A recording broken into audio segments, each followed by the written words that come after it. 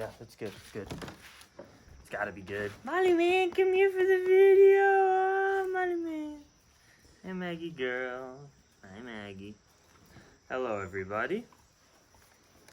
I'll admit that I am part of the problem. Part of the problem.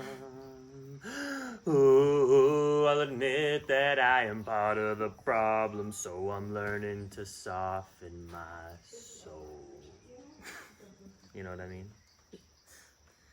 Just coming at you with a live stream. I asked for questions on Instagram and you guys gave us some. We haven't looked at them. Dylan here, Just Eat Nature, just_eat_nature on YouTube and Instagram. How's your day been, bro? Good. Worked out and chilled. Ate some fruit and now we're live streaming. Be more specific. How was your run? What other kind of work? And project a little bit. A little louder. Can everyone hear Dylan? Say yes if you can hear him good. I naturally project loud.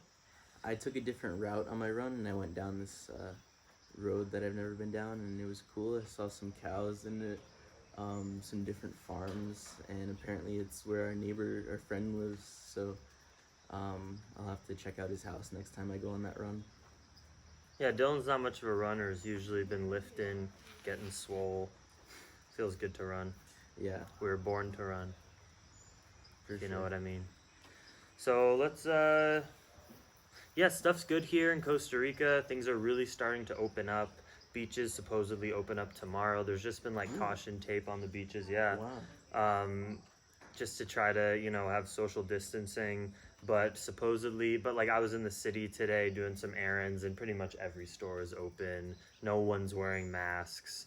There's like there was like one new case of corona yesterday and it was in San Jose. There's no more cases in the south in our area. So like we're pretty much done and the borders are supposed to open up here in Costa Rica to tourists on May 15th. So if that happens, then it's just back to normal. So that's fucking awesome.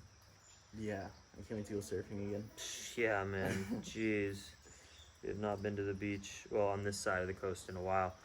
Oh, this is our first live stream since our trip to Puerto Viejo. We went to Puerto. You guys have seen the video. I posted it today. Peter Kring, the durian guru of Costa Rica. This dude has just the best exotics maybe in the country. He's like a almost 70-year-old dude who's been here since I think 1987.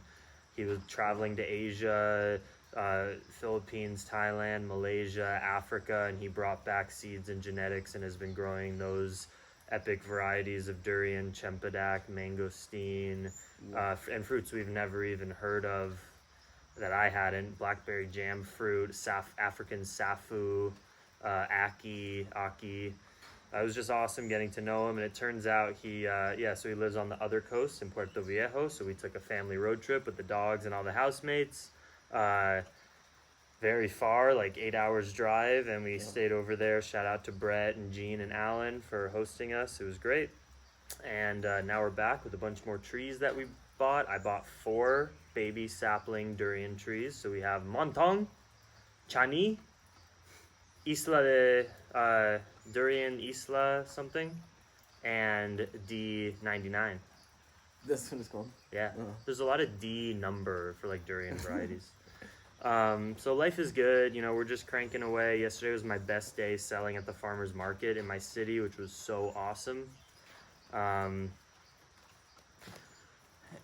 guys can hear us all right on Instagram. Kyle's in the house. Here, I'll show you guys where we're at. The rainy season has started here.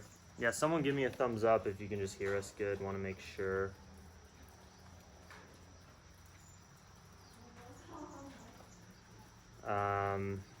And here's where we're at. Hello, Magdalena and Maluman, and this is our big view of the ocean and the mountains, but in the rainy season in the afternoon, we come into a cloud. All right, they can hear us good, bro. Oh yeah, you can check on yours. Yeah. All right, no, let's get into the questions. So yeah, that's the update on our life. Things are good. Natalia's on the phone in there trying to fix her computer, but she's gonna come out and answer the questions too if she finishes in time. So Dylan, give us the first question. how is it for the local community that you live there as well? Okay, so like, how do Ticos, which are Costa Ricans, how do they feel about like us gringos moving in and buying land and building houses and stuff? The short answer is I think it's a very good relationship with the expats and the gringos, non-Costa Ricans who live in this community with the Costa Ricans.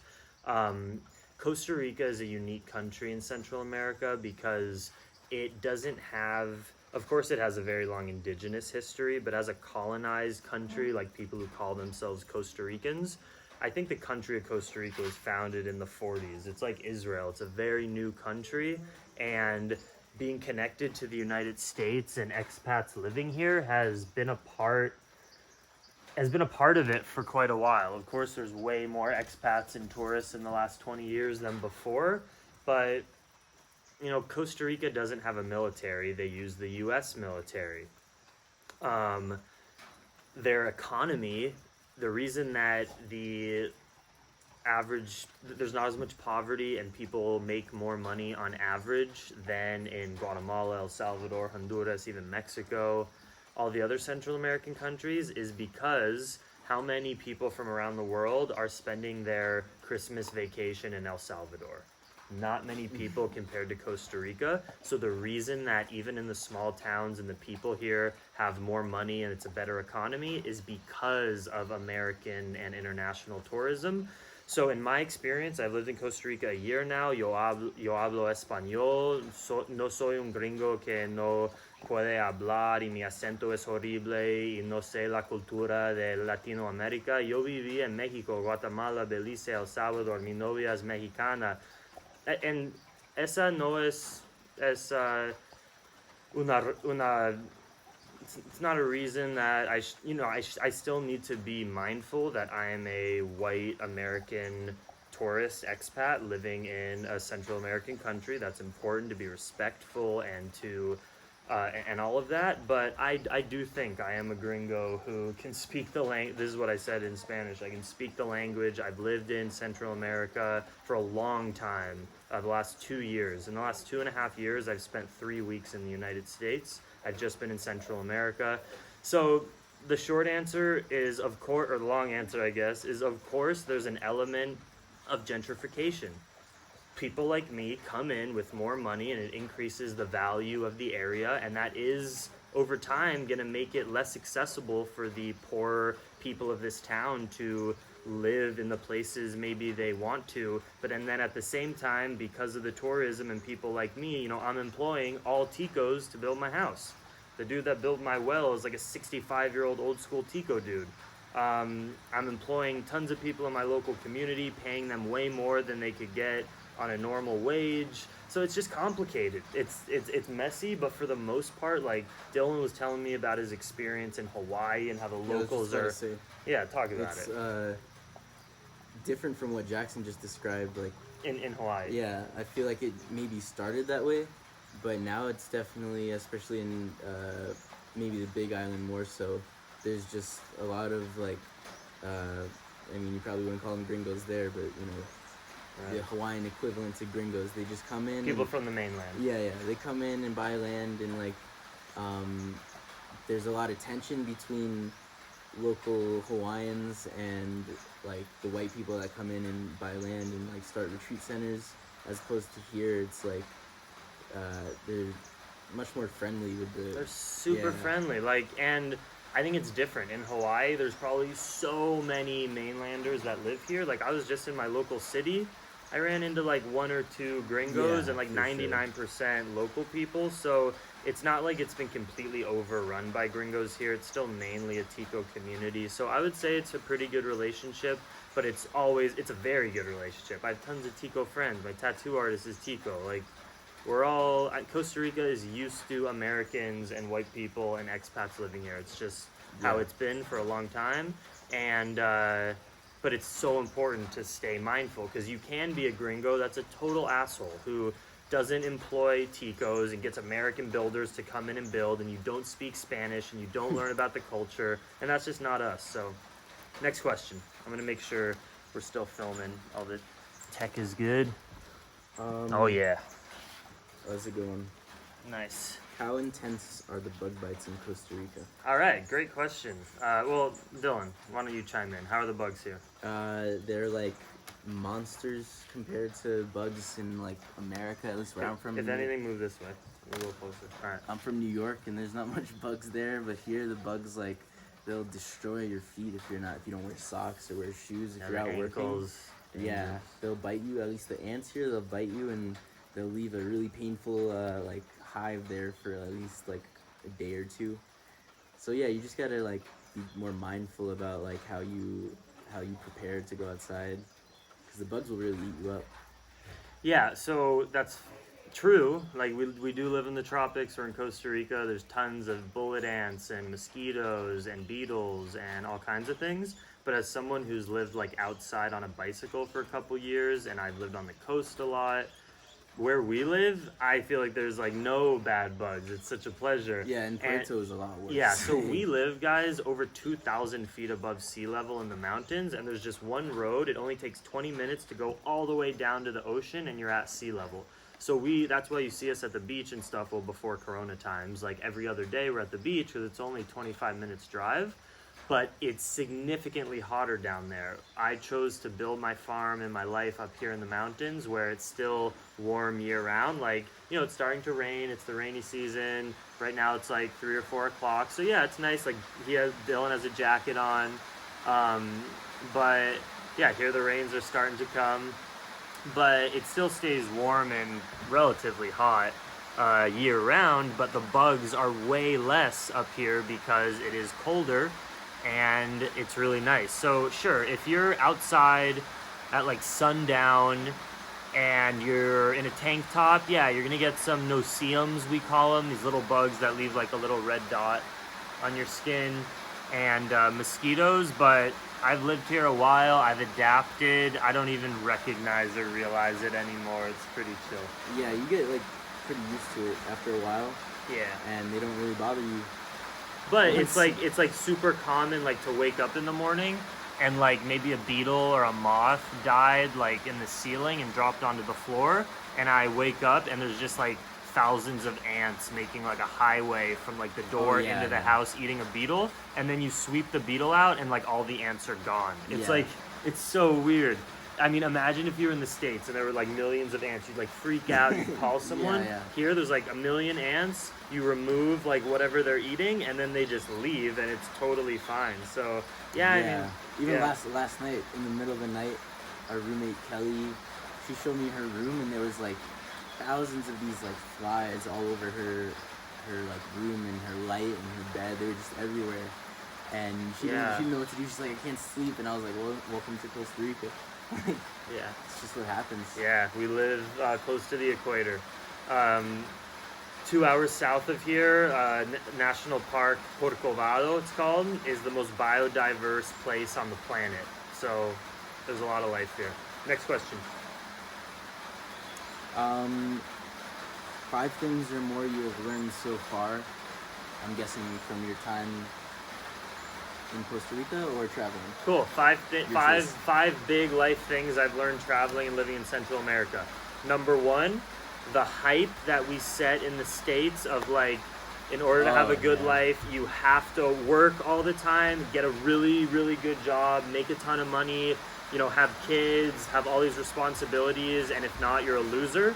That is the biggest thing that I realize is total bullshit. In fact, life is just about figuring out what is meaningful to you and then pursuing that, not following the path that your parents or your country sets for you. Because I've lived in tons of different countries and people have different priorities, and really at the end of the day, breathing fresh air, eating good fruit, having a family, and having fun every day, I think that's the real meaning of life. And if you got to keep yourself safe and make some money. But, I remember I grew up in such a privileged community, and when I was little, I had this mentality that if, like, you're not a millionaire, like, you're fucked. Yeah. That's so messed up that I was raised to think that, because I've lived with people who will never see, $10,000 in their bank account or $5,000 ever, and they have huge families and are living life and they have fresh air and nature, and then you die and there's no bigger point of it. So that has been a beautiful lesson, that life is just about pursuing what is meaningful to you. Next is just that traveling is medicine, getting out of your comfort zone. So the number 2 thing I learned, getting out of your comfort zone is medicine. If you continue to be in your comfort zone and in your bubble, you're gonna have so much anxiety because you just don't know what is out there, and you think what's out there is scary, and the only right thing is your community. So like, go out and do stuff that you thought was like weird or not possible, and go out and live in different communities, and that's just gonna make you a more well-rounded, grounded, grateful person. Next is smoking and junk food kills. I will say that. I've lived with in a lot of poor communities of people who drink soda and eat bad food and smoke and just aren't healthy, and then you see how shitty it is when you get older and the repercussions. So just to be mindful and to do yoga and to have self-care. So many people in the world don't think about self-care every day, and of course self-care is a privilege. Some people just have to work all day, but wake up a little earlier and meditate and eat good food, and that goes a long way. What else have I learned? Big picture stuff in Costa Rica. Have you learned anything about farming that you didn't already know when you were like living?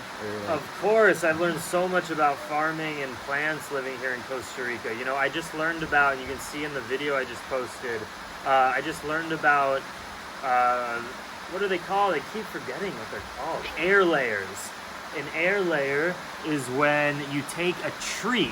So if you take a fruit, like a fruiting fruit tree, a big tree, you can look up what an air layer is. You can scrape off the bark of a branch, put coconut fiber and soil around it, put aluminum foil around just a branch up in a tree, leave it there for a few weeks, and it tricks it into thinking that that is a root in the ground, or like the branch is in the ground, because you pack this dirt around it, and then it starts growing roots, and then you can cut the branch off and plant it.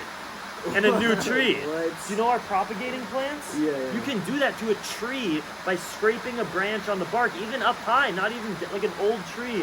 And you wrap dirt around it and put aluminum foil, and it's just sitting in dirt, and then it starts to produce roots. Wow. That's crazy. Yeah, so like he was doing that to tons of his trees to make more trees instead of going from seed. Wow. So come on, I just learned everything, you know. I've learned how to rescue dogs. I don't know, man, everything. Go travel, go live in a country you never lived in, and you're just gonna soak up so much information. And don't believe the bullshit that it's like dangerous or like you're gonna die if you go to another country or leave America or even your hometown. I've traveled to like 20 countries by myself. I didn't know anything about the countries. I'm talking El Salvador, Guatemala, Belize, Honduras, Nicaragua, Thailand, Cambodia, Indonesia, Vietnam, Laos, all these poor, relatively poor places. I didn't know anything. I slept outside in abandoned buildings, and I was fine. Now, could something shitty happen? Of course. But the hype is bullshit. You gotta go out and try and just be safe and mindful, and you're probably gonna be okay. Yeah. Next question. What is the process of moving a dog to Costa Rica? Moving animals to Costa Rica is very easy. So if you're in the States and you want to fly with your dog to Costa Rica, you go to your vet like a month ahead of time and you say, hey, I want to take my dog to Costa Rica. They will then look online at all the vaccines that your dog needs. They'll do a check on your dog. They'll sign some paperwork. They'll give it to you. They'll charge you $50 or something. And then you have to take that paperwork to the USDA office. Now, if you're in another country, it's going to be some other government organization, but you have to actually physically go. You can make an appointment. It wasn't that annoying when I was in LA and I had to bring Maggie back to Costa Rica when I was visiting her there. Because Maggie and I biked down here to Costa Rica, so that was easy, just on foot. But then we flew to the States, and then we had to come back. So you go to the vet, tell them you're traveling, they'll give you the paperwork. You go to your USDA office, they give you a stamp, and then you show up at the airport with your dog in a crate, or if they're small enough, in your little hand carry, and they'll usually charge you $50 or $100 at the airport. So all in all, it'll cost like $150 or $200 to bring your dog from Costa Rica to the States, but it's not that difficult. Yeah. Dylan does Sounds not like have it. any commentary I to don't that. know He's about never done dogs. that. But sticking on the topic of dogs, I was hoping you could talk about your dog's diet. Thank you. Nice. So my dogs are plant-based, I will say. They're mainly vegan, but now I have a friend who has hens very locally close here. Her name is Luce. She sells organic lettuce and ginger and turmeric and bananas that I buy at the farmer's market every week. And she has some hens, and I know they are 100% certified free and organic, and I know Luce. She's my friend, and she has tons of woofers and travelers from all over the world, and she just has a few hens and sells eggs, and so I trade her granola or kombucha that I make for a dozen eggs a week, and that goes into the dog's diet. So here's what my dogs eat. Every 4 or 5 days, I make a huge pot of beans. Oh, we didn't start the beans, did we, for the dogs? You said to let it soak for a while. Yeah, should do that now, when we're done with this. So we make a big pot of lentils, garbanzo beans, or black beans, and overcook them. So if you would usually pressure cook them and set it for like 30 minutes after being soaked, set it for like an hour, 50 minutes. So you just get kind of really mushy, really well cooked beans or lentils, and then make a big pot of rice, white rice, brown rice with pumpkin or sweet potato and like a little broccoli, and also overcook that and cook it well. So you have like in a container in your fridge, kind of like pumpkin broccoli rice in a container, and then your beans. But take the beans and put them through a blender or a food processor with a little water so they're like a puree. So you have your beans in your fridge for the week, and then you got your rice and pumpkin and sweet potato. And then every day I just take like, you know, a cup or two of the beans with a cup of the rice, mix it with like 2 or 3 tablespoons of coconut oil, tablespoon of flaxseed, and I open up a raw egg now and mix that in for them, and they eat that twice a day. Now people always ask me, how do you know how much to feed your dog? It's just common sense. Feed them about the same portion or a little bit bigger portion than you would like kibble if you feed them kibble, and do that for a week. And if your dog they look fatter, feed them less, and if they look skinny, feed them more.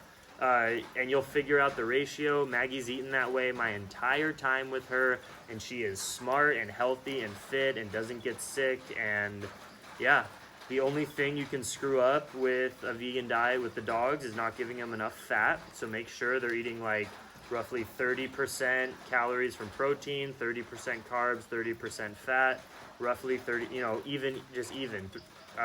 Whereas I eat more of a low-fat diet. Humans are more plant-based in my opinion, whereas dogs, they're more omnivorous and more evenly balanced macros rather than what I believe for nutrition. But the big problem that you'd have also is undercooking the beans. If you undercook the lentils or beans and you don't blend them, they're going to go right through your dog and they're not digesting them. So make sure it's properly blended. Ask them, like, is there any like controversial or kind of more personal questions? Not really, but okay. Tips for someone struggling to stay mindful and positive at school when they don't enjoy it. Dylan can answer this one. And I'm gonna get the beans starting real quick. Okay, cool. Because it needs to cool before they eat. Yeah, so I used to go to school, and then I found a Hare Krishna monastery, and I started talking to them, and I was still going to school, but I was also very interested in becoming a monk and like seeing what that lifestyle is like.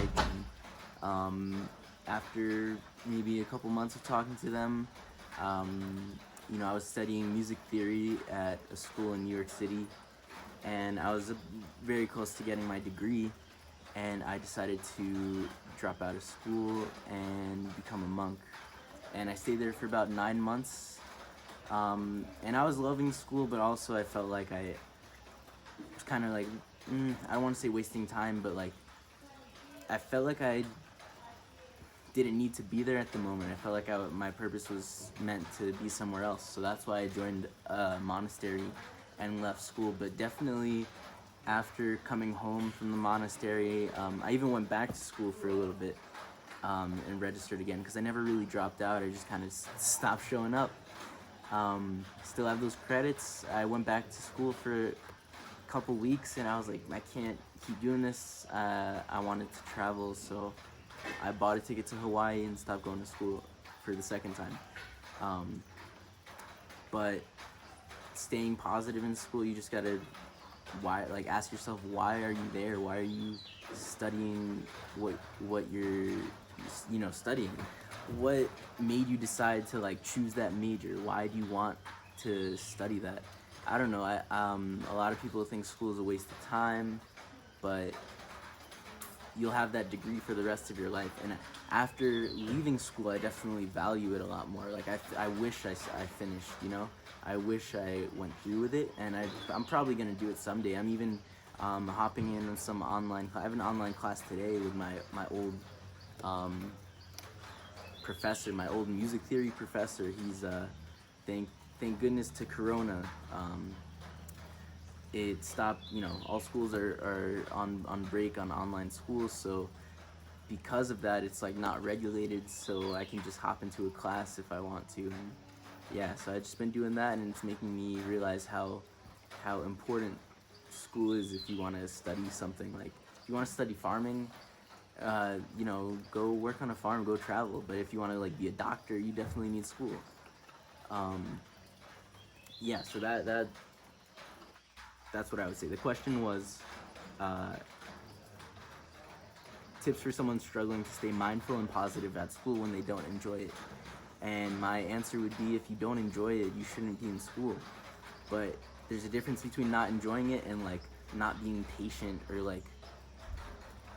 not being not being patient. You got to be disciplined if you want to be in school. You have to be disciplined.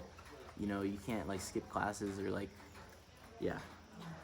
so just really pay attention, because whatever you're studying could probably help you out for the rest of your life. Tips for starting meditation and yoga. I don't know too much about yoga. Jackson probably knows a lot more, but I definitely know a lot about meditation. At the Hare Krishna temple, we meditated for 5 hours a day. We get up every day at 4 a.m. and we meditate from 4:30 to I don't even know, lunchtime, and it was super disciplining, and it was really hard. I had a tough time with it for my first couple months at the temple, and I definitely started getting used to it, and it was just a routine that not many people live by, and it was hard. There was times where I questioned what I was doing there, but I realized that it's for a greater purpose, to serve Krishna and to help myself. So yeah, tips for meditating, you shouldn't think too much about it. Even asking about tips, I guess you want to know how to meditate more effectively, but it's not that serious. It's not you should just sit down and focus on your breath, and so the question was tips for meditating and doing yoga more effectively, and I told them that you'd probably know more about yoga. I was just giving tips about meditation. But yeah, so my time at the temple was an interesting one, and I learned a lot about meditation and how it's not so complicated, and you shouldn't really be so obsessed with how should I do, is my posture this good, or that's what I would say. Jackson, what would you say about how to tips for starting yoga? Nice. Tips for starting yoga. Here's how you start yoga. First, if you live in a place and you have the means, go to a yoga studio. There's nothing that's going to be better than a yoga studio. And start taking classes. Do not be self-conscious. Yoga is for everyone. Yoga is always for beginners. And every yoga teacher is prepared to teach beginners and advanced people. Now, if there's a schedule, don't take the advanced class, take the beginner's class. But go to any yoga class with no expectations. Don't expect a workout. Don't expect a spiritual experience. Literally go in just saying, I want to experience yoga for this hour. And if you resonate with how it makes your mind-body connection feel, you'll know. It'll guide you. All you need to do is go take some classes. I promise. That's how it worked for me. My mom made me go to yoga. I didn't want to. I was super skeptical in my head. Took a couple classes, and that was in 2013, and I've never stopped doing yoga for the last 7 years. And then if you can't go to a class because you don't have a studio in your community or it's expensive or Corona and shit, then get on YouTube. I have yoga tutorials. There's a bajillion. So type beginners 30-minute yoga vinyasa flow. I recommend vinyasa. I think a lot of people watching me here, they probably like to flow and move and get a little bit of exercise. You know, if you do a beginner's kundalini class as your first online yoga class on YouTube, that might freak you out a little bit. So do like beginners vinyasa yoga class and get on your mat, get on your carpet, get on a towel. You don't need anything. There's no excuses. Get on something comfy. Click 30-minute yoga class and do what they say. And I have meditation videos on my YouTube channel. So just go to my channel, Plantriotic, go in the search bar, type meditation, and take those guided meditation videos. Those will be life-changing for you. And all you have to do is play the video and I tell you what to do. That's it. You don't need any background information. So that's how you do it. It's about consistency. Don't have expectations. Don't be scared. You gotta start. It's the meaning of life, is to stay grounded and in perspective and healthy and have a healthy mind, and that's what yoga does. Also, people in the live stream, you can ask questions whenever you'd like. What's good, beautiful people? What's up, Carlos? We're just chilling, answering questions from Instagram, but if any of you live have questions right now, we'll prioritize your questions. So we'll keep answering these until we get questions on there. When do you go to bed and when do you wake up? And if you sleep less, how does that affect your energy throughout the day? I have a pretty intense sleep schedule. I would say it's not intense though. I think it makes so much sense and it's super healthy, but it'll be crazy to some people. So I typically will be in my bed by 8 o'clock and I wake up at 4:30 in the morning. So I sleep from like 9 to 4:30 most days. And I like that because it is much more in tune with the sun. I eat dinner as the sun's going down, then I like digest and do some computer work or hang out with my friends for 2 hours, then I go to bed, and then I wake up when it's dark and the sun is just coming up, and that makes me feel really good. The 4:35 is just a spiritual time. The wilderness has just been active all night and is now starting to go to sleep, but they're still kind of awake. Most of the humans are asleep, so you get this like adrenaline rush of feeling productive because you're starting your day before everybody. It's quiet, it's calm, and so many people have excuses like, oh, I woke up at 6 and I have to get to school by 7 or work and then I can't do my yoga.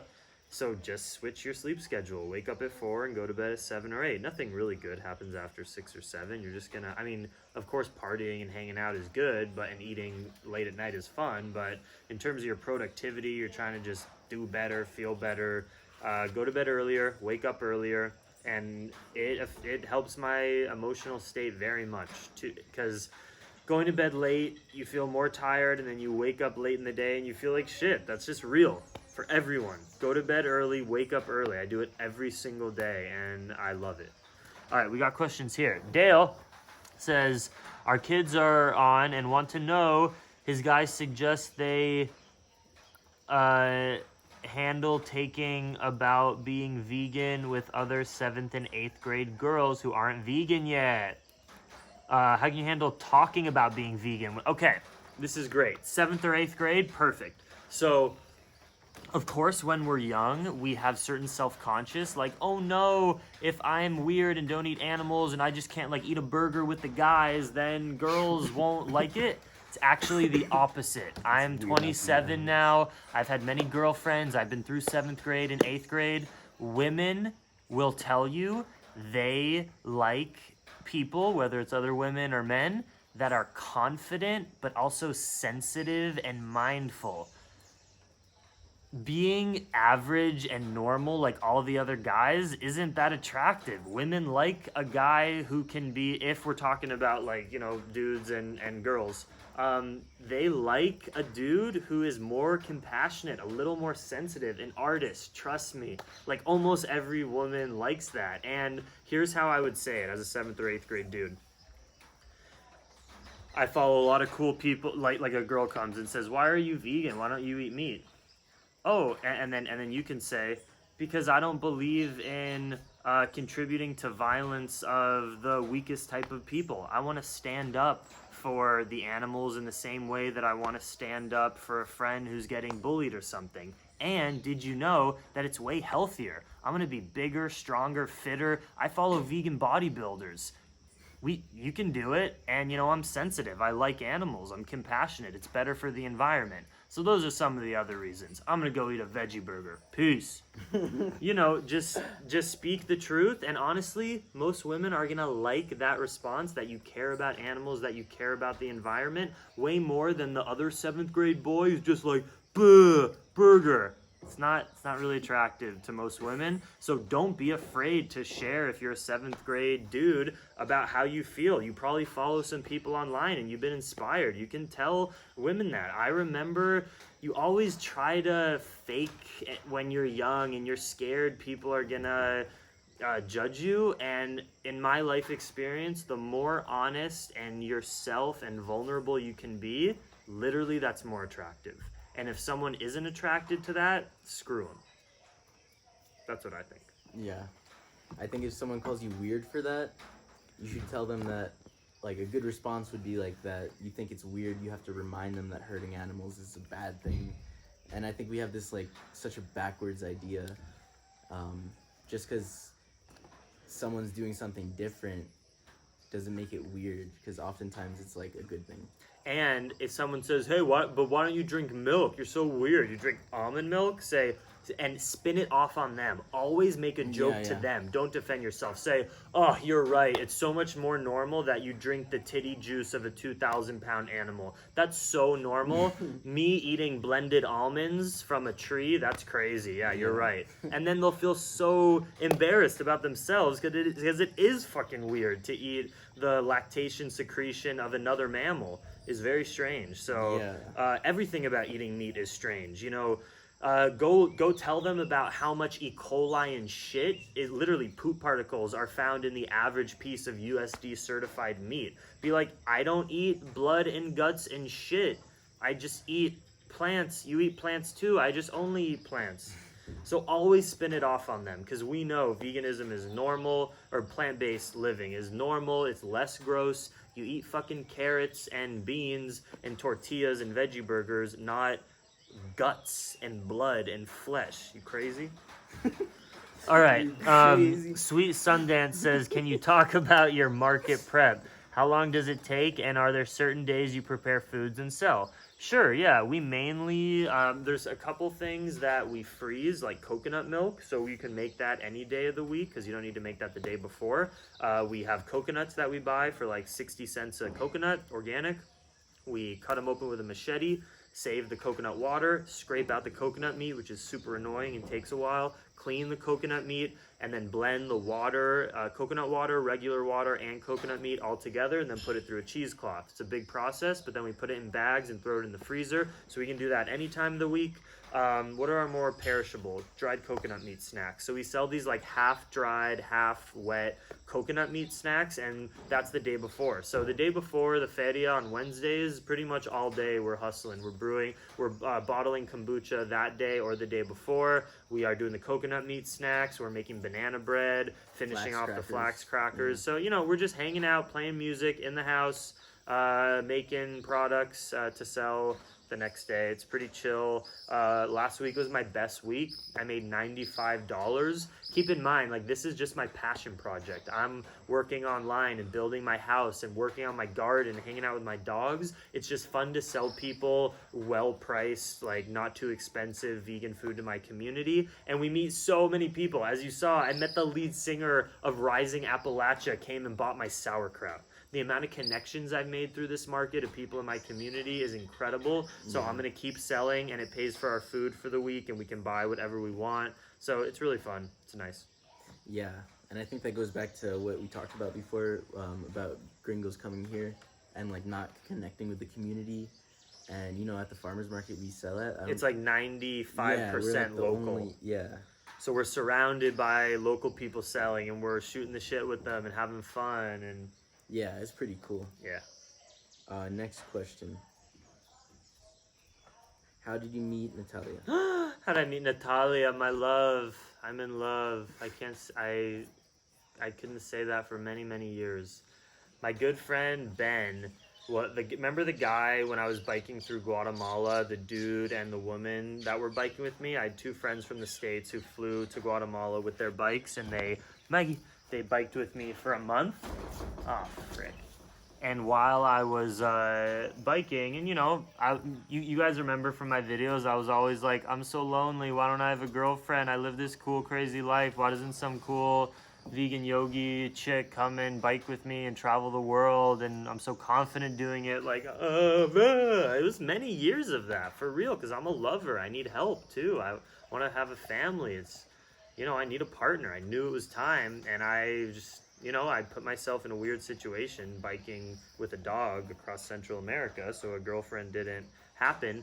And then my friend Ben on that trip was like, hey, I met this woman in Thailand, I think, at like a vegan festival. I think you guys are really similar. Like, she does yoga. She went to college in Colorado. I did too. And so he said, check out her Instagram. I went on her Instagram, and here she is. Someone asked, how'd you guys meet? Come on, babe. Yeah, you could sit here. Actually, that's a good one. All right, yeah, go. Thanks, Dylan. All right, Natalia, that'll be the last question. The video's been long. So essentially, wait, Dylan, can I actually see the rest of the question? Yeah. Give us like one or two more maybe that Natalia can answer. So yeah, my friend Ben introduced me to her. We started talking on Instagram, and then after a few months of connecting and getting to know each other, when I went back to Los Angeles to visit home like 6 months ago or whenever that was, we met in person and connected. And then it's actually like kind of a long story, but then I came back to Costa Rica. Natalia was headed to Italy to start her master's program in gastronomy at this really cool school in northern Italy. And then due to Corona times, they had to shut down school and she had to go somewhere, and she came here, and then we fell in love. Right? Yeah. Yeah, just answer So yeah, a mutual friend introduced us, and we have similar visions with life. Stars aligned, and that's it. Jackson, so is Natalia gonna permanently move to Costa Rica, and are you gonna tattoo her? She can answer that. We don't have expectations. Yeah, the question was, is Natalia going to live here forever, and am I going to tattoo her? What do you say to that? It's hard to plan, but for the moment, if you ask me today, I don't really want to go anywhere. So for today, I am here and I don't want to go anywhere. So is that forever? Yeah, we don't really operate in forever. We are yogis and of a similar philosophy that life is to be experienced, and correct me if I'm wrong, if I'm speaking for you, if you don't agree, but I think we both believe that life is to be experienced in the present moment as much as you can, and that's where the magic happens. So to say that I'm gonna live here forever, or Natalia will live here permanently, or that we'll be together, like, that's just all speculation, that's all expectations, that's all looking into the future. All we know is that right now this land is serving us and our love is serving us, and hopefully or hopefully not, whatever is best, that will happen tomorrow, and we take things day by day, and I think that's beautiful. Yeah. If you love something, set it free. So if you say like, yeah, you have to live here, we have, once you start creating a lot of labels and expectations, you start to feel in a little trap, and that's all in your head. There's no such thing as a trap. You're just an animal on the earth that's gonna die eventually. So like, there's no rules, there's no permanence. But I get what you mean. Like, yes, we have the intention of growing food here, and we both want to, provide very organic, high quality, healthy products to our local community, and this is a place where we can do that and we can help each other do it, and it's very exciting. It's a balance because yeah, if you love something, you want to set it free, but also if you love, like I love you, like I would set you free if you want to, but I'm gonna hold you right now. Yes, absolutely. sometimes you have to know when to hold on to something that you love as well.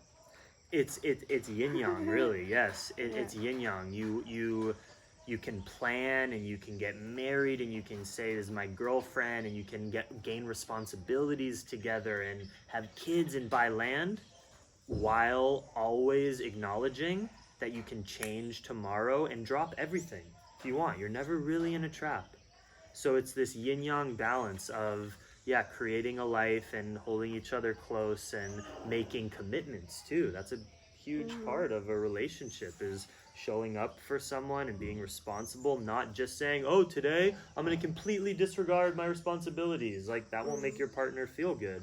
So, but always knowing that only keep doing it if it feels right and it's serving you in your heart. This video has been long. Natalia will be on many more live streams, don't worry. But let's see if some other people have questions. What's up with your dog's vegan diet? Did you have to overcome? We talked about that. What type of materials are you? Zodiac. What? All right. What's your guys' zodiac sign? Huge fan of your channel and what you guys are doing for the planet. Babe, you want to answer? Well, I'm a Capricorn. Rising sun, rising moon, whatever, are both in Libra. So I don't know what that means. Some people say that it means I'm more of a Libra than a Capricorn. I just know that I feel like I identify with that aspect of Capricorn, of being like mountain lover, mountain goat, and very. So that's like, what earth is Capricorns my are? element. That's a Capricorn thing? I don't know anything about Capricorn astrology. is like a mountain goat, yeah. And also my Chinese sign is some sort of goat. All right. So here's what I have to say, and that's beautiful. I'm a Scorpio, and when I read the descriptions of a Scorpio, I'm exactly a Scorpio. So it's hard for me to say that It's a reptile. Yeah, beautiful. Scorpions are arachnid. Wow, I feel embarrassed as fuck that I don't know. I don't think a scorpion's a reptile. It might be. It might be. I really need to know that because I'm a herpetologist. Is it an insect or a reptile? It's not I think it's an arachnid. Fuck, I gotta look that up. That would be in the family of spiders. Yeah, Arachnid? you're right. It's probably a reptile. Wow, I gotta look that up. So I don't believe in astrology. Like, Natalia and my little brother are the same thing, right? December 13th, 29th. 13th? No, he's Sagittarius. And do you know about Sagittarius? My dad is a Sag. All right, I don't know. I'm a Scorpio. I fall into a lot of the Scorpio things. I don't understand how astrology could have any legitimacy in the world, but I also don't claim to know anything. So, yeah. What are we building a house with? I do want to tune into that. So, you know, we're building a off-grid, as in there will not be a water hookup. Right now I'm putting a city electricity hookup to build the house, but it'll be fully solar once we build the house. Our own water, our own energy, and growing our own food. So it's a very sustainable permaculture, 1.2 hectare, 3-acre utopia that we are building out here. Utopia of peace, love, compassion, health, sustainability, yoga, and nature. But of course, in my heart, I would love to build with 100% natural materials, cob, glass, adobe. But honestly, I'm not an expert in that. I looked into finding the people to do that. I asked a few friends who are experts if they could come and do that. They couldn't at this time in life, like my friend Adam, who I biked with, who is like a certified earth shipbuilder.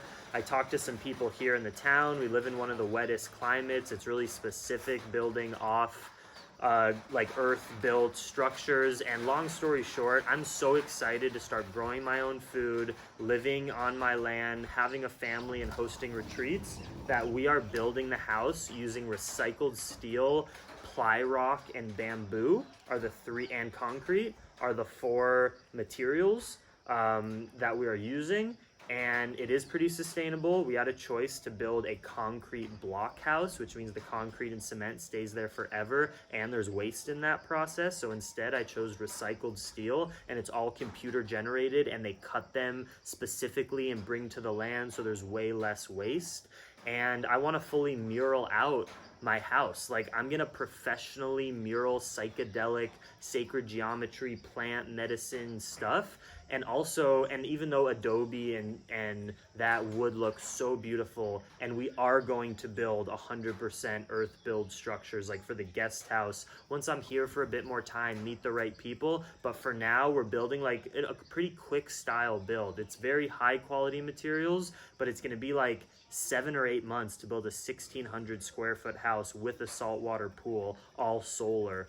And I want to paint beautiful murals on it. And this is a space that I'm bringing people in. We're going to have composting toilets. So yeah, that's what the material is. My good friend here, Dan and Tacho, are building the house. He's a permaculture certified dude. So yeah, that's what we're building, this structure. And I fully intend maybe next year to build a guest house, like 100% earth built. That's what we're doing. Let's see if we got anything else. Nope, that's it. Much love. Dream Extreme. Natalia will be here. Oh, we were live streaming and I just shut it down. I'll end that so that I can post it. Would you like to share anything to the people of YouTube? In the comments, if you want Natalia to start her own YouTube channel. She's a yoga teacher, a cacao witch, expert of gastronomy, world traveler, solo world traveler, yoga teacher, speaker of English and Spanish, and so beautiful and amazing. And so French. And French and Italian. So in the comments below, if you want Natalia to start sharing her medicine to the world like I do, let us know so that hopefully she can get on that. Maybe I can start in French if you're a French speaker, and I can do my channel in French and you can give me some tips, correct my French. Yeah, that would be a good way. You like make videos in a language you want to learn, and then your followers like help you out. Yeah, It's very symbiotic. maybe. All right, let's go eat dinner. Okay. Besame. Peace. Nice. That was fun.